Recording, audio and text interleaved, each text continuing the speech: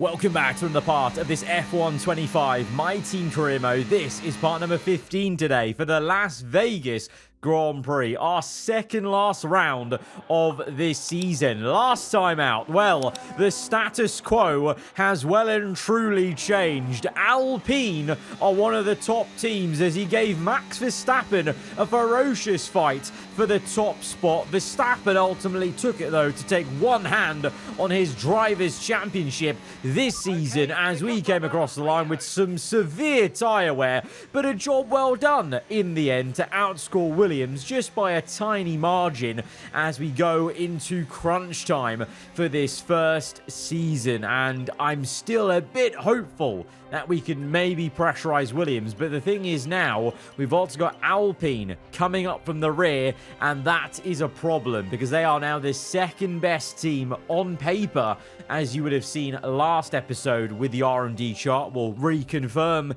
if that's going to be the case going into Las Vegas as we just go through the different activities we want to do in between the last Grand Prix and this one. But we have one major activity to take care of, and it's to acknowledge this. The change to regulations have been announced. I didn't even know this was happening. I didn't get a single email warning me. I was kind of wondering if we were going to be getting an R&D reset. But here we are then. 6 weeks remaining, 2 departments affected, 18 parts at risk. It's the engine and the aerodynamics. I like to think that's been hard-coded into the game to match what we're seeing in real life as we go into 2026 Season 2 here in game.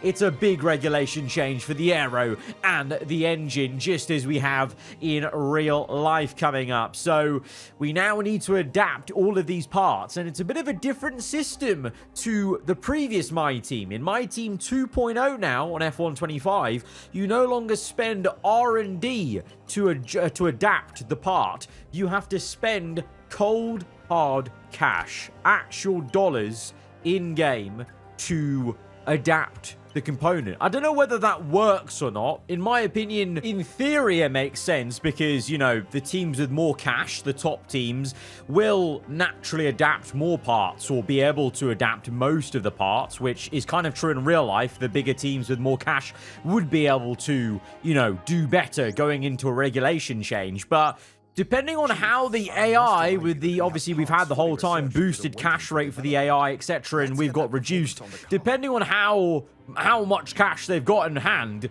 they could have a massive advantage here. And also all of them could be in a place to adapt, which means nothing really changes if every team can adapt every single part. So we're going to see how this progresses into Season 2. Whether this will be another big obstacle and challenge for me to overcome is to be seen, because you have to not only spend cash, it takes up a progress slot when you adapt something. Thankfully, you can actually do dual adapting. Like, you don't have to adapt each individual part for each car. You just adapt the parts, both of them. But we've got limited slots available. We've already got some facility upgrades on the way, improved comms research, the expansion into the powertrain development. Actually, you know, that's great foreshadowing and foresight from me, because I actually purchased that extra development slot on the powertrain side of things because I wanted to bring more upgrades. But now it's actually going to help us adapt the engine parts that we've upgraded already for next season. So thank you past me for helping us out, maybe, because we obviously ideally want to try and adapt every single one. Whether we can, I'm not too sure. You know, where we're at with the slots we have, the amount of parts we've got to adapt, it's gonna be tricky. So I fear we may lose some aero performance for sure. Engine, I think we have a good chance of fully adapting as we now look to further our chances, though, of helping the entire operation. Advanced tooling, reducing the time it takes to develop by 15%. We've gone ahead and purchased that. In hindsight, I wish I purchased an upgrade like that earlier, but obviously we weren't in a massive rush. Now we are, because we have a big task on our hands. So hopefully that will also help reduce the time to adapt all the parts.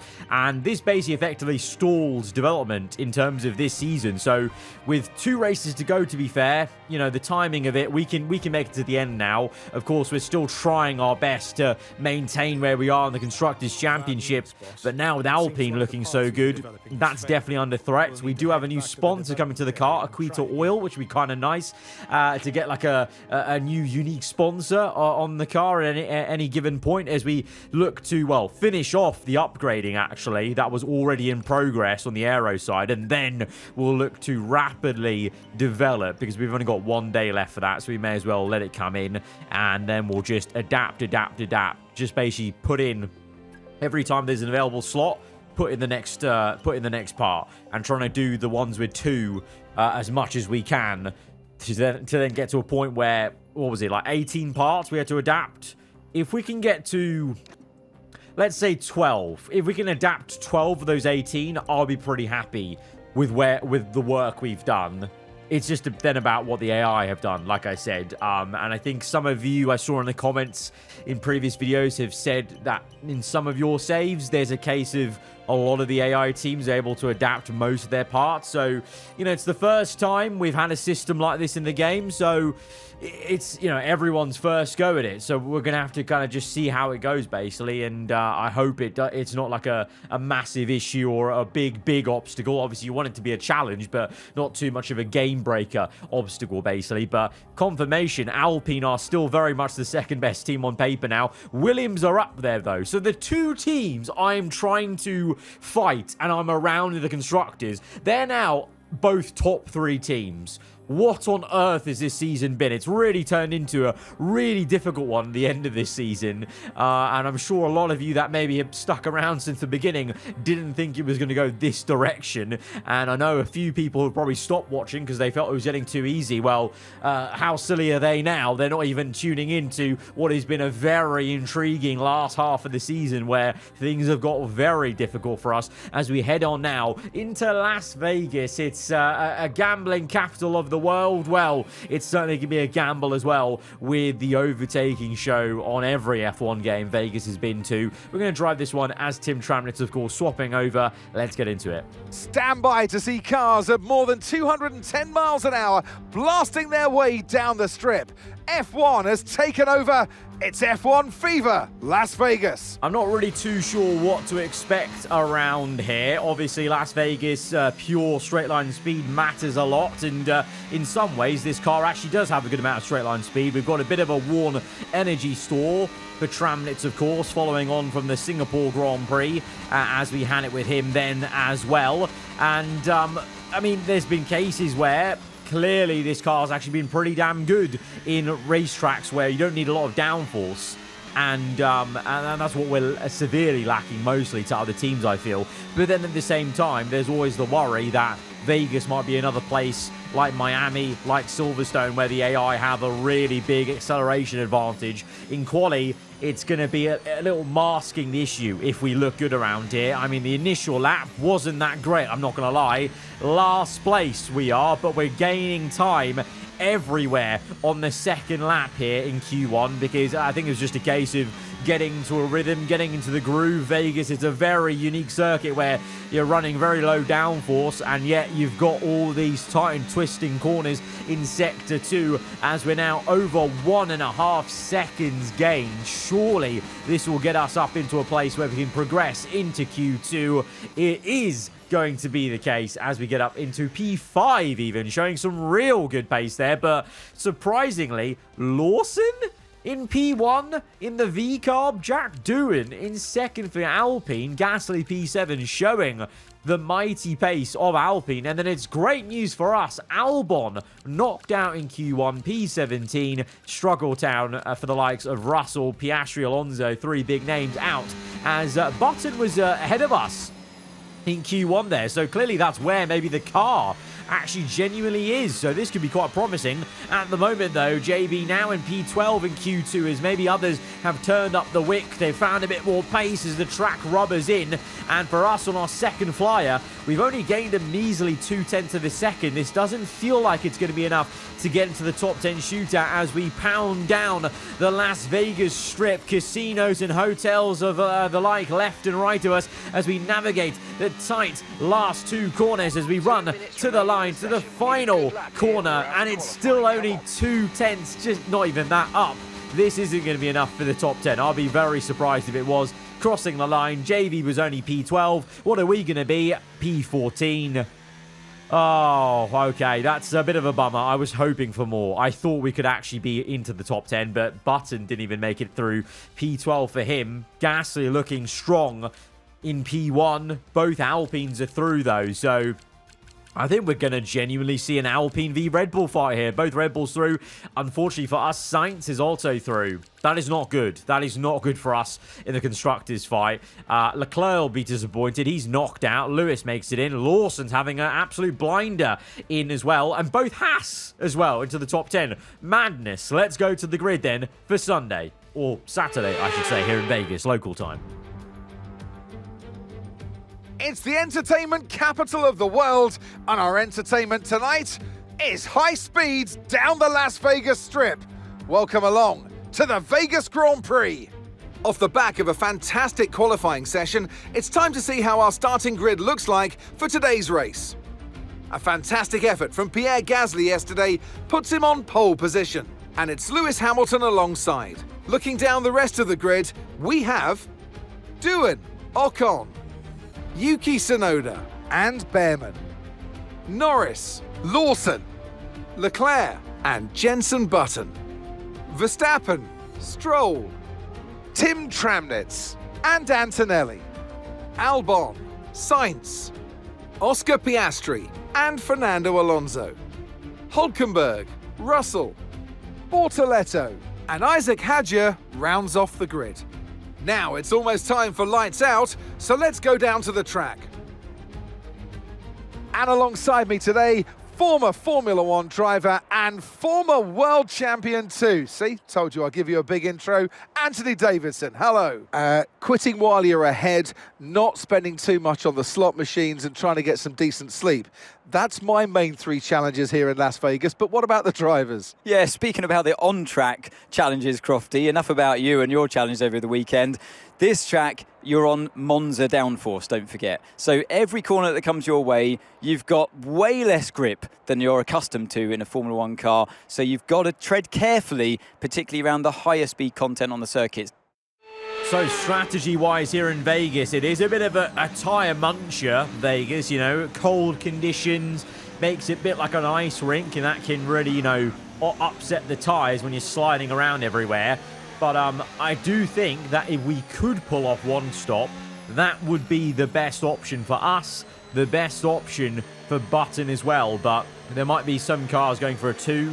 Our car has been known to lean towards the 2 still, even with some tyre upgrades, but let's see. I mean, as of late, we have been actually doing one less stop as a team, as a unit, apart from maybe 1 or 2 times where the AI counterpart, AI teammate on the other side of the garage has still opted for the 2, but I think if we can pull it off, this will be the way to go. Verstappen down in P11. I suspect that's got to be for a penalty then, as JB is now starting in P10. And if you are following along with the grid sequence, you'll know that Pierre Gasly for Alpine on pole position alongside Lewis Hamilton in the Ferrari as we get going to 5 red lights under the floodlights here in Las Vegas. Lights out, and we're underway. It's going to be a squeezer into the wall. Stroll going for the very aggressive move across this as it's 3 abreast ahead. Leclerc on the outside of Button. Verstappen gets through. Button gets squeezed out. Verstappen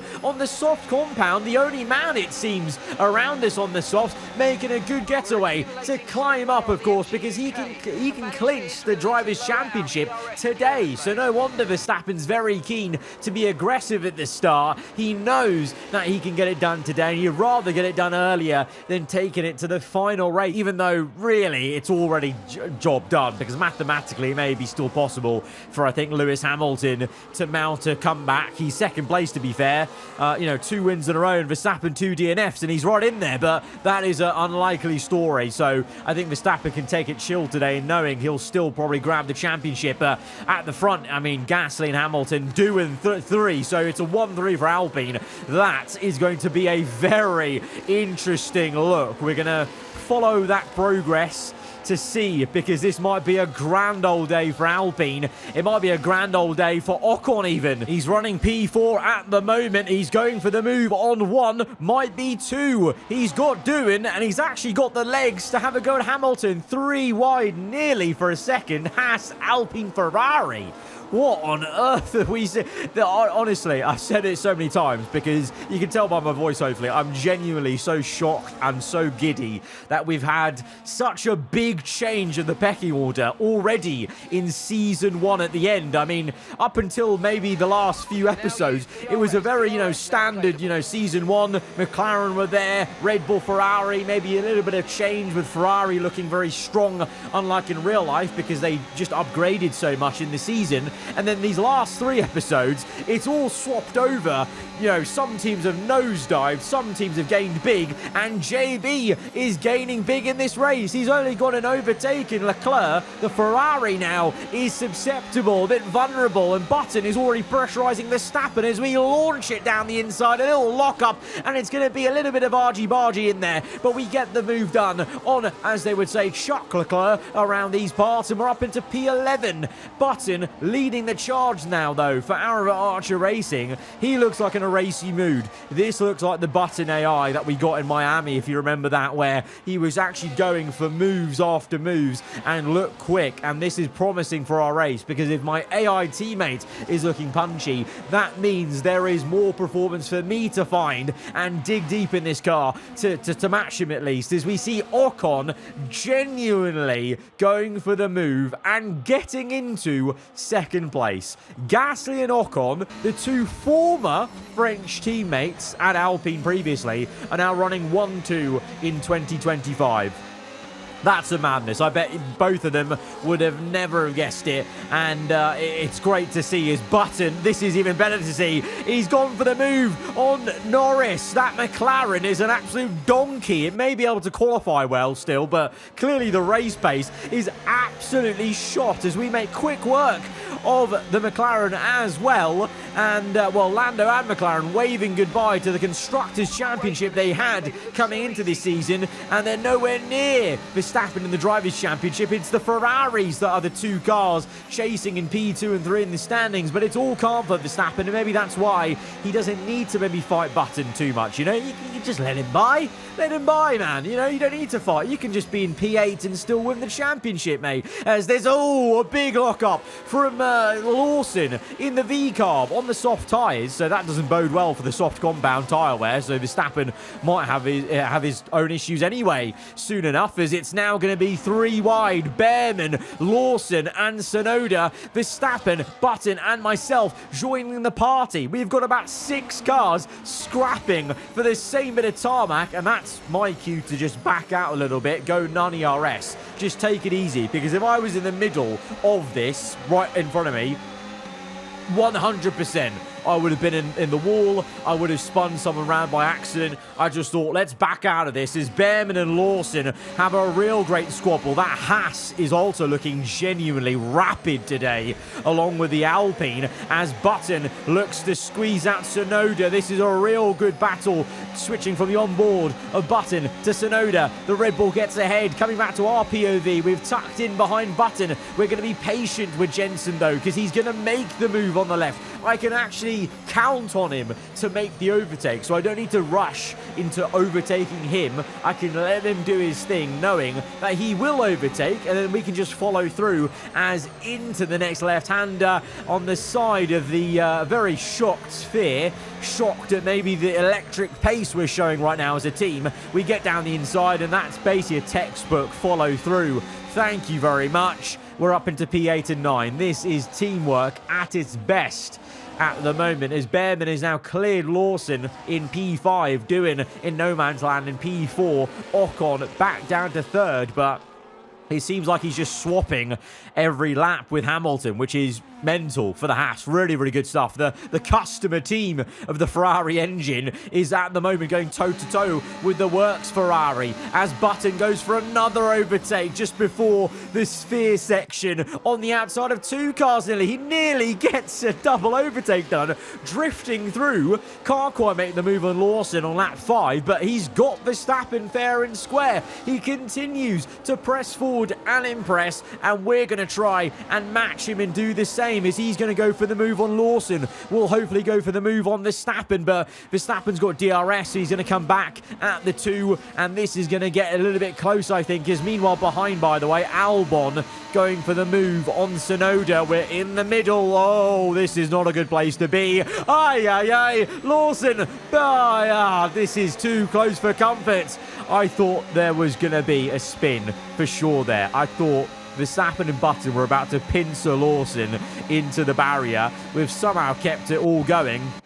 Unfortunately, though, Verstappen's actually got us back for P7. Button down to 8th place. We're remaining in P9, and now the pack behind are closing back to us. Tsunoda, Leclerc, and Albon now having a squabble. So Albon actually going backwards. He was attacking Tsunoda, but now he's only just about holding on to P11 with Leclerc there. Whereas, meanwhile, by the way, Sainz down in P17, so that's really good news for our fight and our objective in the Constructors' Championship, as JB is going to get the move on Lawson, and we are going to follow suit from left to right, though. We're going to catch Lawson unawares on the outside. That's a very unorthodox place to make an outside pass, but we've done it, and we are continuing to just be, you know, one step behind Button the entire race. P7 and 8 now. Can we make it 6-7, I wonder, and get Verstappen? Because Lawson was clearly struggling on the softs. Is Verstappen going to start feeling that tyre wear at some point as these two swap again? And by the way, out front, Gasly, he's just been chilling consistently about 2 seconds ahead of that fight. So at the moment, I don't want to jinx it, but Gasly's looking incredibly good for the race win. Let's see, though. There's a long way to go, and Verstappen is now coming in for his pit stop off the softs. Yellow flags behind. Don't know what that's for, but there's no kind of VSC or anything like that, so it can't be too much of a bother for the FIA, as Bearman now is losing a bit of pace maybe in his Haas, and Button and myself are all over him. This seems to be Button's favourite overtaking spot as he goes for that similar move, getting them to the inside. Don't worry, you can defend. I'll go to the outside and we'll just get it done even before we start braking. And now it's my turn to get the move, and we're going to get the move actually before the main strip. The main straight will go down the inside of Ollie Bearman, and it's going to be a bit of wheel-to-wheel wheel banging going on to get the kind of exit we need, but needs must to get into the clean air, to continue just to follow JB along. We've fallen out of DRS, but it was a solid first stint. We didn't lose too much pace to Button, and it was just pretty consistent running on that medium. But now it's time to come in. I reckon the undercut is going to be pretty good here. So I've decided to come in early because I was actually going to go until lap 13, I think, or lap 12. But I thought Button was probably going to do that as well, or come in on lap 12. So I thought, let's go a lap earlier, basically, and see if I can get the jump on him and maybe just others. Because from the last 2 F1 games, the undercut's just been really, really powerful around here. You know, you can gain like 5 seconds if you're lucky, like if you go quick enough and you've gone early by a lap or 2. So let's see how it goes. Lap 12, a load of people are in. I don't know if Button's in quite yet. No, he's not. So to my surprise, Button's extending even more. So this could be a huge undercut then by the time he comes in, as we're gaining on Lawson. He's now on medium, so that would suggest Lawson is on a 2-stop, I think, surely. Antonelli as well might be, oh no, Antonelli might be yet to come in, but clearly some people on 2 stops. I don't think Verstappen will be, though. I reckon he'll be going to the end, surely, in the Red Bull, as Button is now in, and there he is. Doohan's there as well. And so we have jumped Button by, well, a considerable amount. It's going to be more than like 3 seconds, I think that is. We've managed to get Doohan as well. Remember, Doohan was way ahead of us, and we're ahead of that Alpine now, and we're going to close up to Antonelli, and he's still due to come in. So all of a sudden, we're climbing to P4 in this race. Honestly, this is going to turn out to be a great race for not just me driving as Tramnitz, but JB as well. He's right there. You know, he just needs to get past Lawson, and then he can follow along with Doohan. The only problem I have is how quick is that Alpine? Because very quickly, Doohan is on the back of me, and I'm actually going to play a bit of a Wily or Fox game and let Doohan by on purpose here to get the DRS, basically, because honestly, that's how quick the Alpine is now.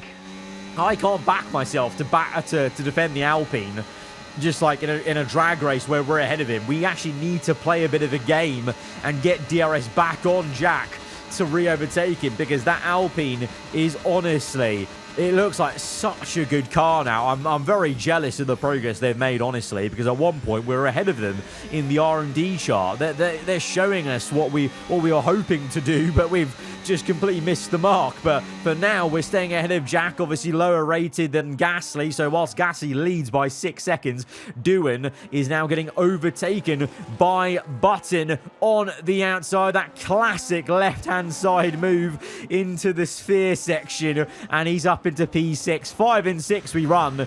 This is unreal. I just need to hope that Button is also doing a one-stop like me. Hamilton, meanwhile, P4. Ocon, 2 seconds. Oh, no, sorry, 1.7 seconds ahead of Hamilton. So Ocon's shaking the Ferrari. The lead Ferrari-powered car is the Haas at the moment. Verstappen's P2, but he's yet to come in for his second stop. He's obviously had a big undercut on the first pit stop, but he can't go to the end on mediums for sure. And Gasly, well, he's walked away with it. He's laughing. He's nearly 7 seconds in the lead now to the next car that's going to make another stop still. So by the end of it, I think Gasly might be on for a dominant race win here. That'll be incredible. His second win of his F1 career, as Button is going to overtake us for P5 on lap 16. We don't put up a fight though, because I'm trying to just, you know, play the team game here. And to be honest, Button was quicker than us in the first stint. So if I can just use him as a bit of a DRS tow, that will help us just try and stay ahead of Doohan, who I am still worried about, as there is Verstappen now coming into the pit. So all of a sudden, it's Button P4, we're in P5. This is going to be an incredible race finish for us if we can hold this through. Oh, red flag! 7 laps to go, but everything's changed now. Red flag. Well, that could be actually quite great for us, because that now will mean the cars ahead of us are right there on the restart. And this is why, oh, yes! I don't mean to celebrate someone spinning, but I will do in this case, because it's one of our rivals, Williams. It's Carlos Sainz who spun it. He's caused a bit of a car park at the end of the straight, and that's why there's a red flag then, but that's big. That guarantees us Williams no points, I think, because Albon was out the points anyway, and Sainz was way down the order even further. So that's massive for us in this Vegas GP. We could outscore Williams here, although I don't know what Alpine are going to do with if they win this and Doohan's like in a P6. We could have a different problem on our hands with Alpine. But anyway, on this red flag restart, lap 20, so 5 laps to go in this race. Everyone's surely starting and going on for a set of soft tyres. But because we're so close and there's going to be no tyre wear now to sprint race to the end, is there more to come, I wonder, as we go to 5 red lights for the second time here in Vegas. It's a good getaway for us, but Hamilton blocks us. Hamilton blocks us. He gets held up. Button nearly goes through into second. It's 3 wide into turn 1. We've been pushed wide. Hamilton has played a very clever game. He blocked me. He blocked Button, and he stayed in second place. And the biggest loser is Esteban Ocon out of everyone. He's down to P5. Button up into third though. Button into a podium position, and he's going to actually press on with some lightning pace. Lap 21, riding on board, he overtakes his old former McLaren teammate many years ago. That was now Ferrari v AAR, and they're both catching Pierre Gasly. The top 3 separated by 2/10, if that. This is incredible stuff in the final dying stages of the Vegas GP, and Button's up to second. Oh my days, and I'm not even driving as him. This is genuine pace from AI Jenson Button in our aarava Archer racing car. Lap 22. No, stop it. Stop it. The dream. Is it alive? Button, can he go for the move? Can he go for the lead of the Grand Prix? He's going to try it on the left-hand side. Gasly's still there, though. Oh, my God. What a little sequence. Gasly nearly loses the back end, and for a fleeting moment, maybe, Button leads a Formula One Grand Prix proper with only a handful of laps to go, but Gasly just gets back through into turn one. He's ultimately the much quicker car. Button tucks up for second place, and now he's got Hamilton all over him, who, by the way, Lewis has chosen the medium compound. Is he all right? Is Ferrari all right? I mean, maybe they're predicting high tyre wear for us with JB and Gasly, but very strange decision to make. To be fair, it could work out because now Hamilton's actually coming back at JB. Maybe Button is feeling the tyre wear from his soft compound as the Ferrari gets back into second then. So, it was nice to dream. For a moment there, Button was in first place. But now, on to the last lap of the Grand Prix. Look at the mini-map. Gasly has absolutely bolted. That Alpine is locking down P1. Button's back into second, but Hamilton is still giving chase and may just get him back. But for a moment, I was dreaming that we were about to have a absolutely biblical result right at the end of this first season, but unfortunately the reality is setting in. Hamilton is overtaking Button for second place, but there is still a fever dream going on because Pierre Gasly in an Alpine in 2025, this alternative F1 2025 season, is shaping up to be a madness. It's going to be Pierre Gasly in first, Hamilton second, Button third. What a crazy podium this is. And Tim Tramnitz, we're driving as him, fourth place. This is going to be a 3-4. I think this is going to be the team's combined best point scoring race weekend. But all the plaudits and the fanfare will go to this man. Pierre Gasly wins the Vegas GP. Crazy work. Crazy. Alpine are genuinely up there. It was a second place in Brazil, and it's a first place for them in Vegas. Madness. But what a result for us. 3-4. Big movements in the championship, hopefully. And with that, another year of Formula One draws to a close and a new World Drivers' Champion is declared. Another entry added to that prestigious list of the sport's most incredible drivers. And it's victory, and what a victory for Pierre Gasly. I mean, it looked like they were in a different category at points during the race, led every lap. I mean, what more can we say? It's time for our podium celebrations. And as ever in Formula One, 3 is the magic number. He gave it some gas and he emerged in front. Our top spot today to Pierre Gasly. This is very exciting, seeing Gasly winning, but you know what's even more exciting is knowing that there is a potential for Alpine to hold this performance over, maybe, into Season 2. So that's going to set up an insane Season 2 already, where it's diverting so much from real life. But Verstappen there, by the way, rounding out the Drivers' Championship. He is the 2025 Drivers' Champion. You would have seen there him celebrating with the donuts. And, well, it seems a little bit, lackluster because it was already a foregone conclusion, I feel, for the last 2 episodes because he was that good in Singapore. He did the job in Brazil with the race win. So, I mean, fair play. I mean, massive kudos because Ferrari are winning the Constructors' Championship. They are going to have their first Constructors' Championship in, 15 plus years, is it, or something like that? But Verstappen's still going to win the Drivers. That's a bit mad. But for us, take a look at this. Oh, God, in the Constructors, We have caught up to Williams. We're 5 points behind them now. But Alpine, with that win, doing in the top 10, they've overtaken us. They are 2 points off Williams. So Alpine, into the final race, could steal P5 from Williams. And we need to hope that we can have a similar race like today, where we can steal P6 back off Williams, who are going to be relegated down to there, I assume, if Alpine continue that performance. But right now, we've effectively just lost a position in the Constructors. That's really frustrating. That's going to obviously affect the prize money we get. It's just going to affect the fan rating potentially at the end of the season. I don't know. That's unfortunate. That even with a great race like that, the reality of Formula 1 is it's still so difficult as a new team like this. You have a big win, a 3-4, and yet we go backwards in the Constructors. That just, you know what, that sums up what Season 1 has been. Yeah, sure, we've had some great results, but you can't say it's been easy because we're still getting absolutely schooled by the AI, and they're giving us a real big fight this season, which is great to see, way more than any previous F1 games. Guys, if you have enjoyed this one, hit the like button. Let me know what you thought in the comments below. Next time is the finale of this opening season on F1 25. Till then, guys, hope you enjoy your day. Goodbye.